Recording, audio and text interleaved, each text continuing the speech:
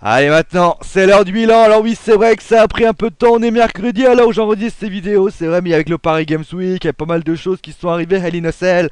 J'ai pas eu trop le temps de le faire, mais voilà, ça est mieux vaut tard que jamais, comme on dit, Match of the Days. Les notes, bien évidemment de Saint-Etienne, Paris Saint-Germain. 22 acteurs, 22 notes, qui a été les meilleurs, qui a fait n'importe quoi.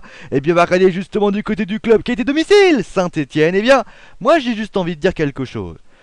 Parfois, il ne faut jamais mélanger les torchons et les cerveaux. Il ne faut jamais mettre la charrue avant les bœufs. Il y a plein d'expressions comme ça qui veut dire simplement que des fois, les gens pensent des choses, mais les choses ne se déroulent pas toujours comme on le pense. Et c'est vrai que ça s'est passé ça avec Saint-Etienne. Tout le monde disait Paris va défoncer Saint-Etienne. Paris va faire vivre un calvaire à Saint-Etienne.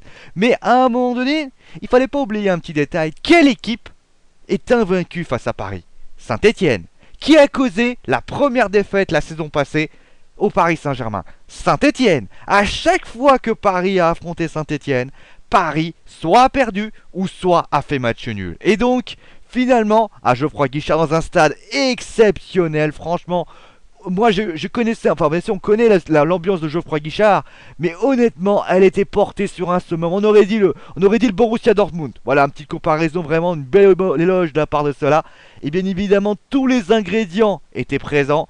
Il y avait vraiment de la combativité, il y avait de l'envie, il y avait des occasions, il y avait vraiment Paris avec le pressing, a eu énormément de mal, on parlera des Parisiens après.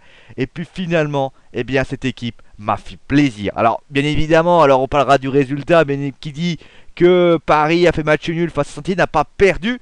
Mais si Saint-Etienne récidive, refait une performance de la sorte dans les prochains matchs, je pense que Saint-Etienne peut prendre la troisième place à l'Olympique de Marseille, au LOSC et à bon nombre d'équipes de Ligue 1. Allez, maintenant place à, bien évidemment, aux notes individuelles. On va commencer avec Stéphane Ruffier. Stéphane Ruffier qui a fait un très bon match, qui a fait un bon match jusqu'à ce but de Matuidi. Parce que si on regarde bien, le centre de Matuidi, il y a Ibrahimovic et il y a Cavani qui est au milieu. Et là, Ruffier fait une erreur qui pour moi ne doit pas avoir. C'est-à-dire qu'il est très imposant, Ruffier. Il doit à tout prix sortir et dégager le ballon, partir littéralement, à la limite valdinguer comme il avait fait en première mi-temps. Et finalement, il ne l'a pas fait, et malheureusement, à ce moment-là, il avance et après il recule. Il se fait surprendre par un rebond et le ballon il rentre au fond. Finalement, le but il est pour lui. C'est pour lui une note de 5 sur 10. Sinon, il a fait bien évidemment la frappe de Lucas qu'il détourne du pied. Il réussit également à être très présent dans sa surface de réparation. Vraiment, il est avec des prises de balles, avec vraiment, il s'est vraiment bien imposé. Mais quel dommage qu'il ne s'est pas imposé sur le but de Matuidi. Il aurait fait ça, mais sincèrement, ça aurait été, je pense, un 7 ou 8. Dommage quand même, mais bon. Après, ça ne cache pas bien sûr, c'est parce que voilà, c'est une erreur qui coûte malheureusement les 3 points, au moins 2 points à son équipe. Ensuite, vous avez Fawzi Goulam. Alors Fawzi Goulam, il a eu mi-figue mi-raisin, c'est-à-dire qu'il a eu une première mi-temps assez bonne, où il a vraiment muselé Vanderville, il a essayé de prendre beaucoup le couloir, il a essayé de centrer, et une deuxième mi-temps un peu moins fort, un peu moins bonne, même si il expédie un coup franc. Mon pote, il a expédié un coup franc, il est parti le coup franc, j'ai cru que Sirigu, il avait rien comprendre à ce qu'il est arrivé. Et finalement, il a un petit peu été emprunté physiquement, et comme physiquement ça a été un peu dur, forcément, eh bien il a commencé à reculer, il a commencé à reculer. Et là, à ce moment précis, on a vu Vanderville de plus en plus. Alors bien évidemment, on parlera de Vanderville après, mais c'est vrai que du côté stéphanois, Goulam a été bon, mais il aurait pu être très bon parce qu'il aurait dû, s'il avait été très bon, il aurait été plus constant. Voilà. On va passer maintenant passer eh bien, à Kurt Zouma, qui vraiment est impressionnant. Moi, je m'étonne toujours de ce gamin. Je l'avais mis d'ailleurs là, dans les fameux, on va dire, dans les bilans d'avant-saison. J'avais parlé un petit peu du Tour de France des clubs, de Kurt Zouma qui serait un petit peu l'espoir. Et finalement, c'est un bel espoir parce que déjà, il a pas peur. Il a pas peur d'aller au casse-pipe, comme par exemple le moment où il se fait voldinguer, le mec il est tout en haut. Moi je me suis dit, oh, si jamais il tombe et qu'il se brise le cou, mais il peut finir sa carrière à ce moment-là. Mais sinon, il a été imposant, il a fait un marquage, il est allé au duel physique, avec notamment à Ibrahimovic. Faut quand même y aller avec Ibra. Et forcément, ça a été exceptionnel. Après, on peut peut-être lui mettre la réflexion du but aussi, mais moi je préférais sanctionner plus Ruffier que lui, parce que lui il saute en fait, mais il saute un peu trop tôt. Et comme il saute un peu trop tôt, il est en train de redescendre au moment où le ballon est déjà en train d'arriver. Donc peut-être a-t-il eu une erreur, peut-être a-t-il essayé plutôt de bloquer Ibrahimovic et Cavani alors qu'il aurait peut-être dû jouer le ballon. C'est une petite erreur, mais d'un côté, je préfère sanctionner Ruffier qui aurait dû y aller quand même. Voilà. Maintenant on va passer à Loïc Perrin. Loïc Perrin qui a fait son retour depuis bien sûr Lorient, depuis Lorient. J'ai envie de dire bravo. Bravo à lui parce que depuis qu'il a fait son retour, il est impressionnant par son placement, par ses interventions et son marquage très strict sur Ibrahimovic. Parce que quand il était devant, Ibrahimovic il touchait pas un ballon. Et sincèrement, il a eu beaucoup de problèmes. Il a également été présent offensivement. Il donne un bon ballon à Amouma. Et il dégaine une tête, mon pote. Si elle part les buts, il n'y a rien à dire. Il y a 2-0, tout le monde rentre chez soi, quoi. Franchement, il n'y avait rien à dire à ça. Et Loïc Perrin, il n'y avait rien à dire. D'ailleurs, Loïc Perrin, je suis quand même surpris que Didier Deschamps n'ait pas eu envie de l'essayer. Parce que ça fait quand même 2 ans qu'il est là. Et 2 ans, enfin 1 an et demi qu'il est, qu'il est indéboulonnable du côté de Saint-Etienne. Et sincèrement, on cherche des défenseurs centrales de qualité. On prend des Abidal, on prend des joueurs. Pourquoi pas tenter un Perrin? Honnêtement, Loïc Perrin, il peut avoir sa place. Kurt Zouma, à la limite, il est encore un petit peu jeune, il ira faire les espoirs. Moi, je pense que Loïc Perrin peut être intéressant. Ensuite, François Clerc. François Clerc que j'ai mis la note de 6 parce qu'il n'a pas fait d'erreur, mais il est un peu moins monté que du côté de Goulam, mais lui il a été plus constant. C'est pour ça d'ailleurs que je ne le sanctionne pas, parce que offensivement, parce qu'il a été plus constant. On voit que Maxwell, hormis peut-être la passe décisive, il a eu du mal Maxwell à prendre le couloir, contrairement à Vanderville qui a essayé de prendre plus le couloir. C'est pour ça que je le sanctionne moins, je mets la même note parce que moi j'ai trouvé que François Clerc, il avait peut-être, c'est mon avis, peut-être pas assez pris le couloir, mais d'un côté défensivement il n'y avait rien à dire parce que Maxwell n'a pas pu s'en sortir. Il a été très très bon défensivement. Ensuite vous avez l'ancien parisien Jérémy Clément qui a été pour ainsi dire présent. Ça m'a fait plaisir de le revoir parce qu'on se souvient, moi j'avais vu cette image incroyable de Valentin Essiri lui défonçant la jambe.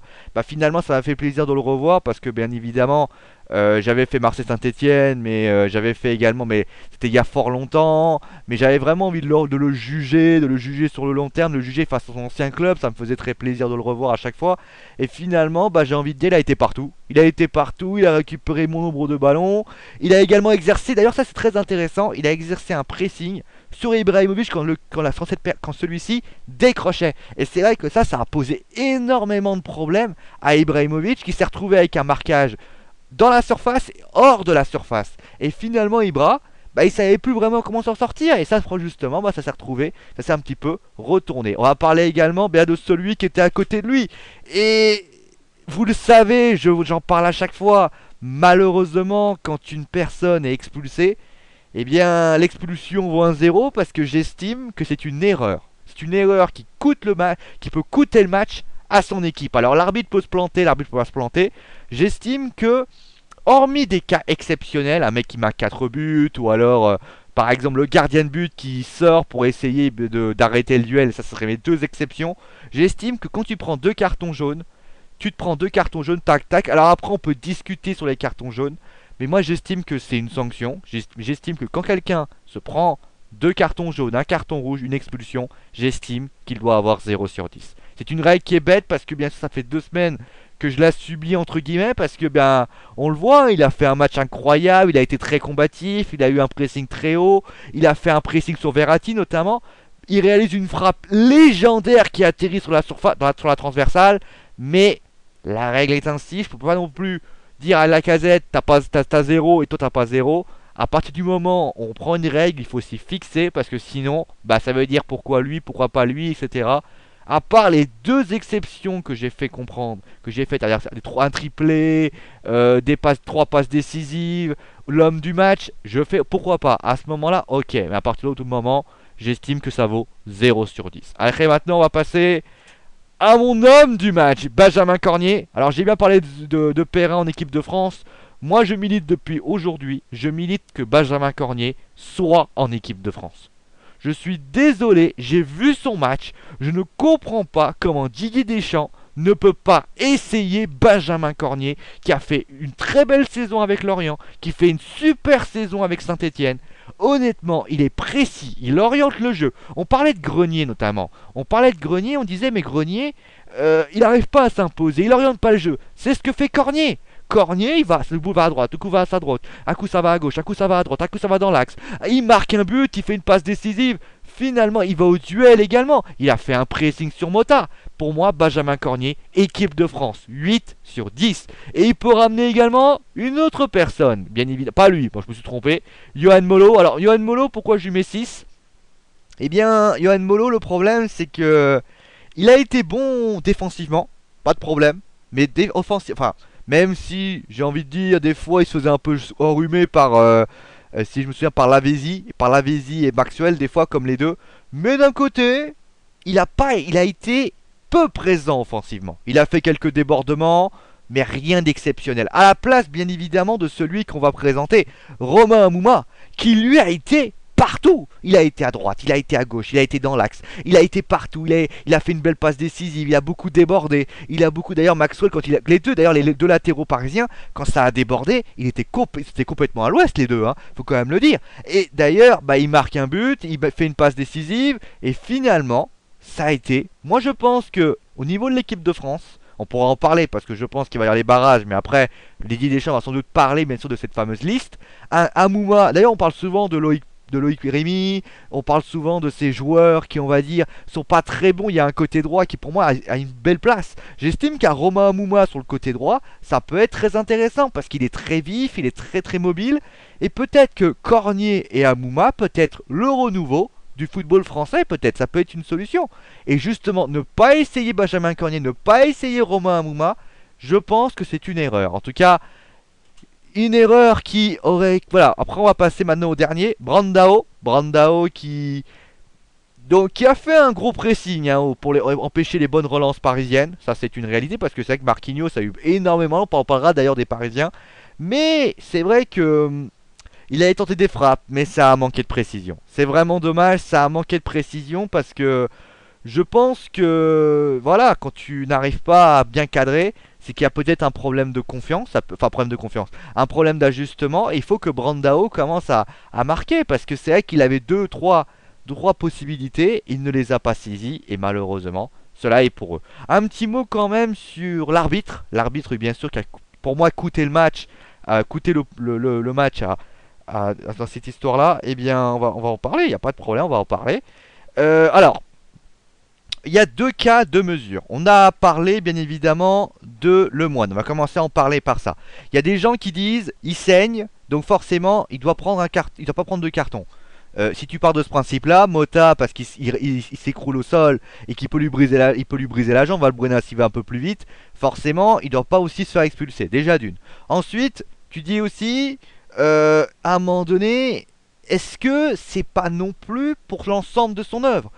Il prend il a fait énormément de fautes, Fabien Lemoine. Donc forcément, bah, à un moment donné, tu prends une faute, tu fais deux fautes, tu fais trois fautes, tu fais quatre fautes, tu fais cinq fautes. Et au bout d'un moment, l'arbitre il se dit, à un moment donné, je lui dis une fois, je lui dis deux fois, je lui laisse une fois, je lui laisse trois fois, je lui laisse quatre fois. Au bout d'un moment, t'as peut-être pas envie de lâcher la cinquième fois. Et là, pam, carton jaune. Alors peut-être que c'était pas une faute sévère, mais peut-être qu'il s'est dit. Comme c'est pas une faute sévère, c'est une faute pas sévère, mais avec l'accumulation de toutes les fautes, forcément t'as ton deuxième carton jaune. Ça peut être ça également. Ensuite, au niveau de Monsieur Buquet, on a dit qu'il était pro-parisien. Je suis pas d'accord. Quand tu regardes Sirigu il fait un vol plané. Benjamin Cornier, je peux vous dire quelque chose. On a souvent vu ça. Souvent, quand un homme saute, souvent ça se voit comme ça, le mec saute. Le mec se couche, enfin ça baisse si vous voulez, ça baisse. En général, le mec tombe. Et en général, il y a faute. Regardez bien quand vous allez voir le défenseur et l'attaquant. Quand l'attaquant saute et que le défenseur ne saute pas, forcément l'autre il tombe. Et là, il y a toujours faute. Et là, il n'y a pas eu faute. Il n'y a pas eu faute, forcément. Et là, j'ai envie de dire, ouais, mais Monsieur Buquet, il a préféré laisser le jeu arriver, etc. Je n'engage pas, bien évidemment, que les Parisiens ont fait une énorme bourde mémorable. Mais ce que j'ai envie de dire, c'est que on dit Monsieur Buquet, il a pas été neutre, il a été pro-parisien. J'ai pas l'impression. Je trouve qu'il a arbitré. Alors après, il y a des décisions qui peuvent se discuter, mais j'estime que Saint-Étienne n'a pas été lésé par l'arbitre, puisqu'ils ont eu un but qui aurait pu être désigné comme une faute. Ils ont une expulsion, oui, qui leur coûte le match, parce que oui, c'est un fait de match. C'est un fait de match pour moi. Mais pour moi, Fabien Lemoine, est-ce que Christophe Galtier aurait pas dû le remplacer par Diomandé à ce moment-là. Parce qu'il a un carton jaune. On voit qu'il fait beaucoup de fautes. Est-ce que Christophe Galtier, comme Christophe Galtier n'aurait pas dû remplacer Cornier par Diomandé? À ce moment-là, Diomandé il rentre, il n'y a rien à dire. Tout le monde dit aujourd'hui, il n'y a pas de problème. Surtout qu'il y a eu beaucoup de fautes. Et notamment, il y a pas mal de cartons jaunes côté décerné. Donc peut-être que le moine, il doit réfléchir un petit peu. Et pas le laisser Lavezzi partir, mais au moins réfléchir un peu à tout ça. C'est vrai que ça, c'est un petit peu dommage. Maintenant, on va passer. C'est pour ça d'ailleurs, j'estime d'ailleurs juste un point qu'on peut discuter sur l'arbitrage. On peut dire voilà, l'arbitre il s'est planté, etc. Mais à un moment donné, sur le fond, l'arbitre ça reste un être humain. Et s'il se plante, il se plante. Mais de toute façon, ça sera toujours une double interprétation. Le mec parisien, il va dire ouais, il fallait un carton rouge. Le mec stéphanois, forcément, il faut la meuf, hein, bien évidemment, l'un ou l'autre. Hein, je ne suis pas le supporter stéphanois ou le supporter parisien. C'est-à-dire que le supporter parisien va dire qu'il fallait rouge. Le supporter stéphanois. Moi, je ne rentre pas dans ce débat-là. J'estime qu'il y a une controverse de la part d'un côté, il y a une controverse de la part de l'autre. Comme ça, à la limite, le problème, il est réglé.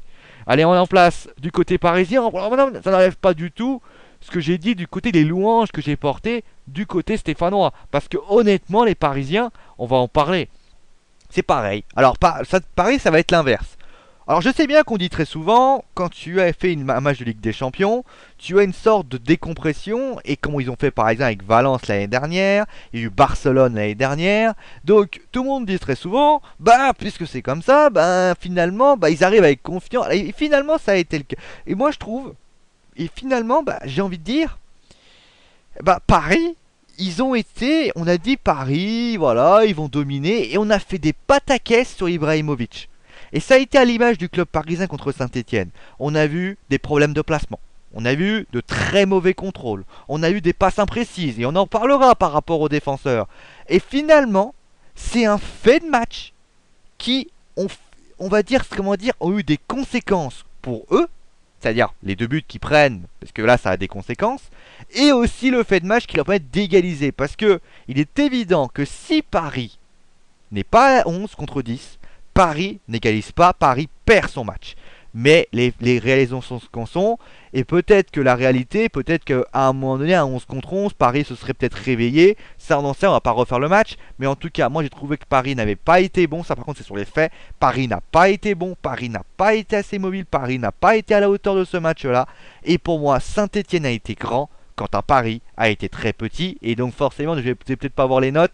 Mais du côté de Saint-Etienne, j'ai mis 8 sur 10 pour la prestation global.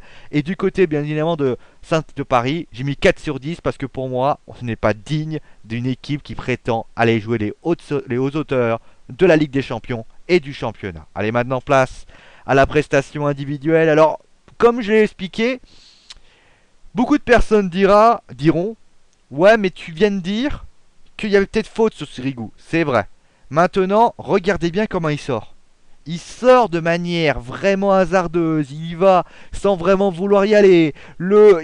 Franchement, j'ai pas trouvé Sirigu rassurant dans ce match. Il a fait des arrêts, il a pas eu de prise de balle très rassurante. Donc finalement, et la frappe de Lemoine, franchement, je sais pas s'il a la transversale, s'il la touche pas, franchement, je pense qu'il la touche.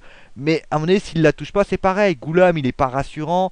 Moi, j'ai mis les 4 sur 10 par rapport à ça. Ensuite, nous avons Vanderwiel. Alors, Vanderwiel, ça a été pour moi le pire match qu'il a eu depuis de cette saison. C'est-à-dire des problèmes défensifs lorsque Amouma partait sur son côté gauche, sur son côté droit. Vous avez eu également des interceptions. Alors il fait une belle interception aussi quand il sur un centre où Brandao arrive. Normalement il réussit à dégager, mais ça n'enlève pas le truc. Et surtout offensivement, moi j'ai trouvé qu'il a été en difficulté face à Goulam. Mais alors, en deuxième mi-temps, ça a été un peu mieux. Mais le problème, c'est qu'il a centré. Mais honnêtement, ça arrivait sur Ruffier, ça arrivait derrière. Donc finalement, pour moi, 4 sur 10. Ensuite, vous avez eu Marquinhos. Alors Marquinhos, on va parler justement de ces joueurs. Parce que, à l'image justement du Paris Saint-Germain, quand ils sont arrivés dans le chaudron, à un moment donné, moi je dis très souvent, il faut rester humble, il faut rester modeste. Moi, quand je commande du cash, je me permets pas de me moquer de tout le monde. Quand je fais des jeux vidéo, je me permets pas de dire, voilà, on peut critiquer par rapport à ce qu'on voit, par rapport à des notes, par rapport à des faits de trucs, des faits de match. Ça, on peut critiquer. Après, le truc, c'est que à un moment donné, il faut pas arriver avant et dire, de toute façon, l'équipe parisienne, c'est la meilleure. Et c'est ce qui s'est passé. On peut parler de Marquinhos. Marquinhos, alors il a fait un bon début de match, où il a été très rassurant. Et moi, juste après, alors, relance, alors déjà, ça relance. Il fait une relance, un contrôle, une espèce de contrôle extérieur qui est catastrophique. Et finalement, bah, de premier but. Deuxième but, eh bien, il loupe alors, troisième but, alors là, il fait une passe, mon pote. Mais alors, une passe, je sais même pas si c'est pas un dégagement, une passe qui rebondit sur Mota et qui finalement, bah, Amouma, tout ce qu'il a à faire, c'est prendre le ballon et l'expédier au fond. Tout ça pour dire, Marquinhos, alors, est-ce qu'il a eu la sélection du Brésil qui lui a mis la pression? Peut-être. Mais en tout cas, ce qui est sûr, c'est que pour moi, je peux pas lui mettre plus que 1 sur 10. Parce qu'il y a eu deux erreurs. Et c'est franchement, c'est les deux erreurs qui ont permis au Paris Saint-Germain, et bien malheureusement, de perdre le match. Ensuite, vous avez... Enfin, de pouvoir en tout cas être à 2-0 contre eux, bien évidemment, puisqu'il y a égalisation. Ensuite, vous avez Alex. Alors, Alex, moi j'ai juste envie de lui dire, alors, il fait des bonnes interventions, il n'y a pas de problème là-dessus. Mais il y a autre truc qui m'a énervé par rapport à Alex, c'est le premier but. Alors, le premier but, déjà, il masque Sirigu. Deuxièmement, durant toute l'action, je sais pas si vous pouvez le voir, regardez bien le match, il passe les trois quarts de son temps à dire hors-jeu, hors-jeu, hors-jeu. À un moment donné, mon pote, quand l'arbitre ne siffle pas, arrête de demander le hors-jeu. Mets-toi dans ta position, fais un marquage, t'es sur Cornier, tiens-le Cornier, et essaye pas de partir. Parce que qu'est-ce qui s'est passé? Le mec il passe son temps à faire hors-jeu, hors-jeu, hors-jeu. Cornier il s'est placé, lui il s'est dit... Je peux pas aller voir Cornier parce qu'il est trop loin, donc je vais me placer devant, me placer pour l'empêcher, pour contrer la balle. Le problème c'est que si Sirigu a pas vu le ballon, forcément la balle elle est rentrée. Concentration. Et c'est juste ce qui s'est passé du côté de Marquinhos et Alex. Marquinhos et Alex, ils n'ont pas été concentrés dans ce match. Et le problème, c'est que t'en as un qui a 1 et l'autre côté qui a 4. Allez, maintenant on va passer du côté de Maxwell. Alors, il a un point de plus que Vanderville, mais sans déconner, c'est parce qu'il fait une passe d'ess. Parce que sinon, honnêtement, il a 4. Il a 4 aussi, vraiment des difficultés face à Amouma. Il a juste, je vous le dis, il a juste une passe décisive pour lui. Sinon, il a rien. Il a rien, c'est pour ça que je lui donne la note de 5 sur 10. Ensuite, vous avez Blaise Matuidi. Alors, c'est ça qui est incroyable du côté du Paris Saint-Germain, c'est que quand Verratti est pas bon, quand Mota est pas bon, eh bien finalement, il y en a un qui tient la cadence, c'est Blaise Matuidi. Parce que c'est un poumon à lui tout seul. Il a récupéré encore plein de ballons. Il est à l'origine, notamment, il fait ce centre qui permet l'égalisation parisienne. Il a abattu un travail monstrueux. Mais il était tout seul. Mais il a monstrueux au milieu de terrain. Il a essayé de se projeter vers l'avant plusieurs fois. Bravo Blaise, parce que sincèrement, tu fais partie vraiment des joueurs qui sont un modèle. Et j'espère que le Paris Saint-Germain arrivera à le faire prolonger. Parce que s'il y a bien un joueur qu'il faut conserver, c'est bien Blaise Matuidi. Allez, maintenant on va passer à Thiago Motta. Alors Thiago Motta, je l'ai dit par rapport à Cornier.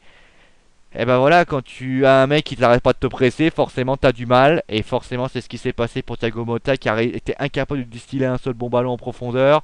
Alors il touche le ballon. Alors certaines personnes diront ouais mais tu sanctionnes Marquinhos. Mais d'un côté Motta il est pas exemple de tout reproche. C'est vrai. Mais moi je suis désolé de vous le dire, mais c'est pas de sa faute si le mec il y a le ballon qui rebondit sur son talon. Enfin c'est un petit peu involontaire. En tout cas d'ailleurs il a fini en défense centrale. Donc ça veut dire qu'il n'a pas fait un match exceptionnel du tout. 4 sur 10. Et c'est pour cela. Ensuite vous avez eh bien Marco Verratti. Alors Marco Verratti je donne 6. C'est vrai qu'il a eu beaucoup de problèmes, il a pas mal été nerveux quand même, et plus nerveux que d'habitude.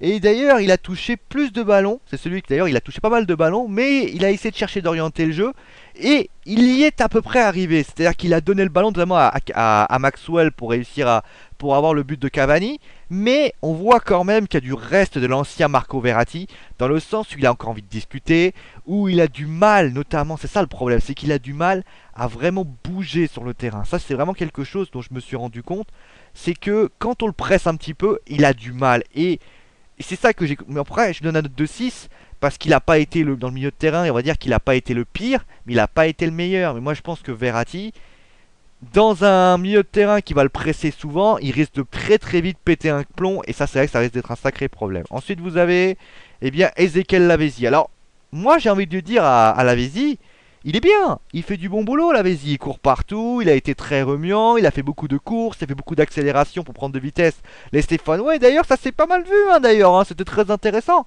Mais alors d'ailleurs c'est celui d'ailleurs qui a plusieurs fois permis aux Stéphanois d'être un peu pris de vitesse. Mais le souci, c'est qu'à chaque fois, il n'arrive pas à créer ce décalage. Il n'arrive pas à créer ce décalage qui pour moi me pose problème. C'est qu'à un moment donné, il court très très vite, mais on a l'impression qu'il court tout droit. C'est vrai, je sais pas si vous avez l'impression, il court tout droit. Alors quand il est dans l'axe, ça va, mais quand il tend à gauche, à un moment donné, il essaie de faire des centres. Le problème, c'est que comme à un moment donné, c'est très compliqué. Je sais pas trop comment vous l'expliquer.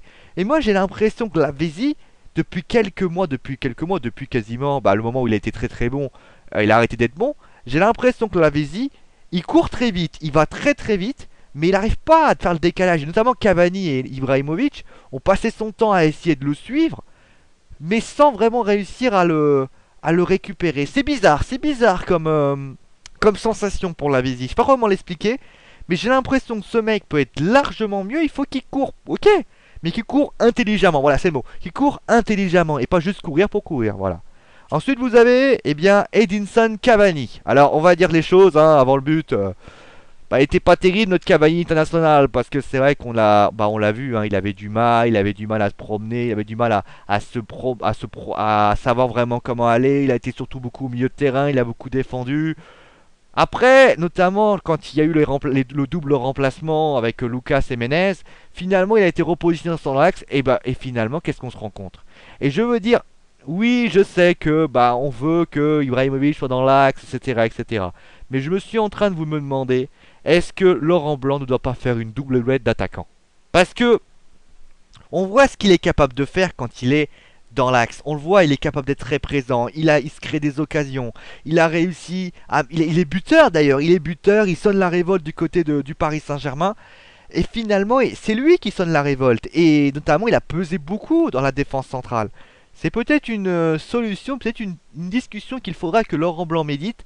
Parce que à vouloir mettre Cavani à droite, peut-être qu'il est en train de le brider. Alors bien sûr, il s'est un petit peu énervé quand on a parlé du fait que Cavani était à droite. Mais on remarque quoi? Quand Cavani est à droite, il n'est pas vraiment dans sa plénitude de ses moyens. Et ça, c'est vrai que c'est bien dommage. Ensuite, vous avez le dernier. Alors, j'ai pas passé un coup de gueule sur lui. Parce que j'estime que lui, il n'a rien à voir avec ce que je vais dire. C'est la presse. C'est-à-dire la presse parce que je veux bien que Ibrahimovic soit un très très grand joueur. Je lui ai donné des superlatifs la semaine dernière pour lui dire que c'est un très grand buteur, c'est l'un des buteurs les plus impressionnants de cette année 2013-2014, de ces 5 dernières années. C'est quelqu'un qui a vraiment du caractère, qui a beaucoup de charisme, qui vraiment est impressionnant. Ça, on le dira jamais le contraire. Il a du talent, ok.